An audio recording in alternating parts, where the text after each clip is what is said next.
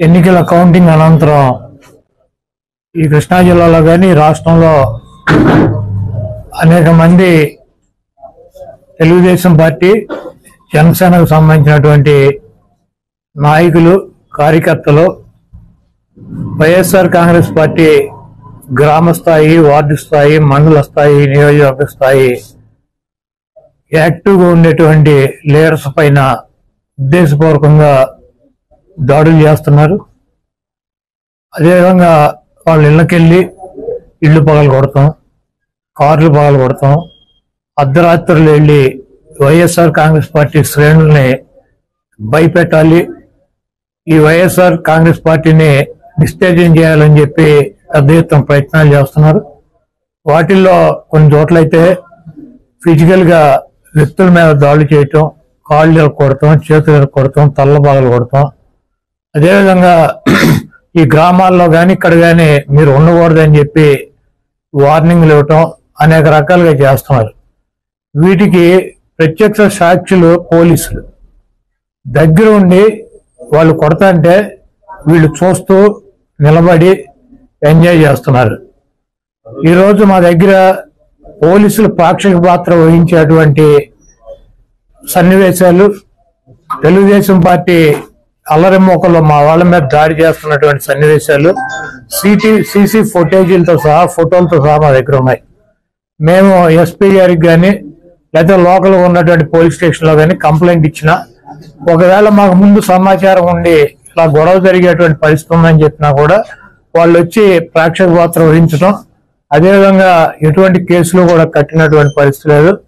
కాబట్టి మేము జిల్లా పార్టీ తరఫున మా దగ్గర ఉన్నటువంటి వీడియోగ్రాఫులతో, ఫోటోగ్రాఫులతో హైకోర్టుకు వెళ్లి ప్రైవేట్ కేసులు వేయాలని చెప్పి నిర్ణయించుకున్నాం.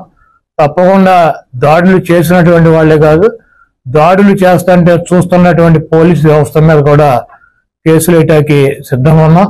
అదేవిధంగా వైఎస్ఆర్ కాంగ్రెస్ పార్టీ నాయకులకు కానీ అదేవిధంగా కార్యకర్తలకు కానీ ఎటువంటి భయం, ఆందోళన చెందాల్సినటువంటి అవసరం లేదు. రేపు 2 రోజుల్లో జిల్లాలో ఉన్నటువంటి ముఖ్య నాయకులందరం కలిసి ప్రతి నియోజకవర్గానికి వెళ్లి దాడులు చేసినటువంటి వాళ్ళ ఇళ్లకెళ్లి ధైర్యం చెప్పేటువంటి కార్యక్రమం చేస్తాం. దీనికి జగన్మోహన్ రెడ్డి గారు కూడా మీరు ఎట్టి పరిస్థితుల్లోనూ కార్యకర్తలు కానీ నాయకులను కానీ జరుగుతున్నటువంటి దాడుల్ని మీరు చూస్తూ ఊరుకోవద్దు, పార్టీ అంతా యాక్టివ్ అవ్వండి, అందరూ ఒక వేదిక మీదకి వచ్చి వాటిని తిప్పి కొట్టాల్సిన అవసరం మన మీద ఉందని చెప్పి ఆయన కూడా చెప్పారు. కాబట్టి పోలీసు వ్యవస్థ ఒక అసమర్థమైనటువంటి వ్యవస్థగా ప్రేక్షక పాత్ర వహిస్తున్నటువంటి ఈ పోలీసు వ్యవస్థకి మరి మా నుంచి ఈ తెలుగుదేశం పార్టీ గోండాల నుంచి మా పార్టీ నాయకుల్ని, కార్యకర్తల్ని కాపాడుకోవటానికి మేము కూడా 2 రోజుల్లో రోడ్డు మీదకి వచ్చి ఎక్కడైతే మా వాళ్ళ మీద దాడులు జరిగినా, ఎక్కడైతే మా వాళ్ళని ఇబ్బంది పెడుతున్నారో ఆ ప్రాంతానికి వెళ్తాం. ఆ కాన్స్టిట్యున్సీకి కానీ ఆ జిల్లాకు కానీ సంబంధించినటువంటి నాయకులందరూ కూడా పాల్గొంటారు. ఆ నియోజకవర్గంలో ఉన్నటువంటి లీడర్స్ కానీ కార్యకర్తలు కూడా పాల్గొంటారు. తప్పకుండా లా అండ్ ఆర్డర్ ఇష్యూస్ కనుక వస్తే దానికి పోలీస్ వ్యవస్థే బాధ్యత వహించాలి. మీదేమో కౌంటర్ కేసు, వీళ్ళ మీదేమో చిన్న కేసు. ఆ అమ్మాయిని పచ్చిగా మాట్లాడి పట్టుకోరాని చాటు పట్టుకున్నా కూడా పోలీసులు అక్కడికి వచ్చి స్టేట్మెంట్, భార్య స్టేట్మెంట్ ఇస్తుంటే ఆ ఏఎస్ఐ ఉన్నాడు అక్కడ, తెల్ల జుట్టు, అది చెప్తున్నారు తెల్ల జుట్టు ఏఎస్ఐ అండి, ఎక్కడ ఏఎస్ఐ మాకు తెలియదు కానీ తెల్ల జుట్టు అతంది, నన్ను సంతకం పెట్టద్దు అంటాడు, మేము మొగుడు పెడతాడులే నువ్వు పెట్టబాగా అంటాడు. నన్ను కదా కొట్టింది, నన్ను కదా తిట్టింది. ఎవరు కంచే చేనుమేస్తుంటే పోలీసే ఈ రకంగా ప్రవర్తిస్తుంటే, దగ్గరుండి గూండాయిజం చేస్తుంటే ఏం చేయాలి? ఇక ఇళ్ల మీదకి పట్టి ధ్వంసం చేస్తే బలరాన్పేటలో వడ్డెర కులస్తురాలు భద్రరావు గారి కోడలు, భద్రరావు అని ముఠా మేస్త్రి, కూలీ ముఠా మేస్త్రి, అంజి అని చెప్పని అంజి భార్య అమ్మాయి ముగ్గేసుకుంటుంటే తాగి 10 మంది రౌడీలు ఆ అమ్మాయి కాళ్ళ మధ్యకి బాంబులేసి, అమ్మాయి ముగ్గేసుకుంటుంటే ఇంటి ముందు కాళ్ల మధ్యకి బాంబులేసి ఏమే నీ మొగుడున్నాడా అని చెప్పని దౌర్జన్యానికి వెళ్తే ఆ అమ్మాయి తిరిగి ఏమయ్యా బాంబులు నా మీద వేస్తావా, నువ్వు గెలిస్తే మీ ఊరేగు మా మీద దౌర్జన్యం చేస్తారా, నా మొగుడితో ఏం పని నీకు అని చెప్పని అడిగితే ఇంట్లోకి వెళ్ళి ధ్వంసం చేశారు.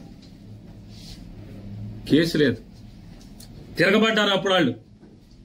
ఆ ఇంట్లో వెంటనే మొగుడు పరిగెత్తుకొచ్చి మొగుడు భార్య పిల్లలు కలిసి తిరగబడితే వాళ్ళ మీద 307 చూడండి పోలీస్. వీళ్ళ మీద కేసు లేదు. వీళ్ళ మీద దాడి చేసిన దానికి, ఇంటి మీదకి వచ్చి దాడి చేసిన దానికి కేసు లేదు. వాళ్ళ మీద 307. దాంట్లో మళ్ళీ పోలీసు ఎంత దిగజారిపోయే వ్యవస్థ అంటే, ఇదన్నీ సాక్ష్యం, కళ్లతో సాక్ష్యం చూస్తూ కూడా. నేను గొడవ జరుగుతుందని బందర్ డీఎస్పీ గారికి ఫోన్ చేశాను. బలవాన్పేటలో గొడవ జరుగుతుందని చెప్పాను, పోలీసుని పంపని. నాకు ఫోన్ రాగానే నేను ఫోన్ చేసి పంపించాను, చెప్పండి అర్జెంటుగా పంపండి.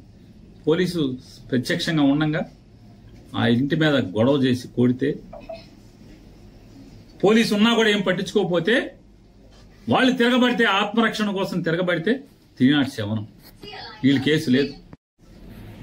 ఈ రకంగా ఎవరెవరైతే ఇవాళ పొద్దునుంచి ఇవాళ ఎమ్మెల్యేలందరం కూడా, మాజీ ఎమ్మెల్యేలందరం కూడా కూర్చుని అసలు ఏంటి పోలీసు వ్యవస్థ దగ్గరుండి ఇలా దాడులు చేయిస్తుంది, ధ్వంసం చేయిస్తుంది, కత్తిపోట్లకి అంటే అత్యాయత్నాలు చేస్తుంటే పోలీసులు సాక్ష్యాలు ఉంటున్నారు దగ్గరుండి, ఏం మాట్లాడట్లేదు, నిమ్మకు నీరెత్తినట్టు ఉంటున్నారు, వాళ్లే ప్రోత్సహిస్తున్నట్టుగా ప్రవర్తిస్తున్నారని చెప్పని ఏంటి అసలు ఏం జరుగుతుందని మేము ఎమ్మెల్యేలందరం కూర్చుని మాట్లాడుకుంటాకి, జిల్లాలో ఉన్నటువంటి మాజీ ఎమ్మెల్యేలందరం కూడా కూర్చుందామంటే మీరు వెళ్ళకూడదు మీటింగ్కి.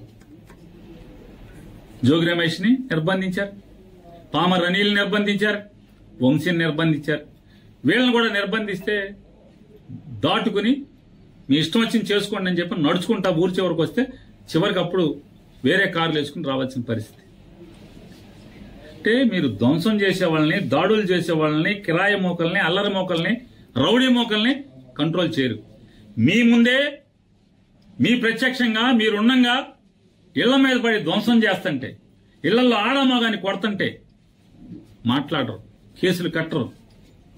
ఏం జరుగుతుందా మరి, మనం ఏం చేద్దామని చెప్పని ఎస్పీని కలుద్దామా, ఏం చేద్దాం, గట్టిగా పోలీసుని మాట్లాడదామా, పోలీసుని అడుగుదాం, ఇక మీరు కాదు మేమేం చేయలేమండి, చంద్రబాబు మమ్మల్ని ఏమి చేయొద్దు అంటున్నాడు, మా చేతులు కట్టేశాడు, మేమేం చేయమంటే కనుక మా వాళ్ళన్నా మేమన్నా ఇక తిరగబడంటారా, ఏం చేస్తాం, కాపాడుకోండి మీ ప్రాణాలని చెప్పాల్సిన పరిస్థితి కదా మేము మాట్లాడుకుని. అదే ఎస్పీ గారిని అడుగుదాం అనుకుంటున్నాం. మేమందరం 7 కూడా మాజీ ఎమ్మెల్యేలు, ఇక్కడ పోటీ చేసిన 7 అభ్యర్థులు కానీ వైఎస్ఆర్ కాంగ్రెస్ పార్టీ కానీ ఎస్పీ గారిని కలుద్దాం అనుకుంటున్నాం. కలిసి పోలీసు ఇదే రకంగా మీరు కొనసాగిస్తే ఖచ్చితంగా మేము ప్రాణ రక్షణ కోసం, ఆస్తుల రక్షణ కోసం తిరుగుబాటు చేయాల్సిన పరిస్థితి.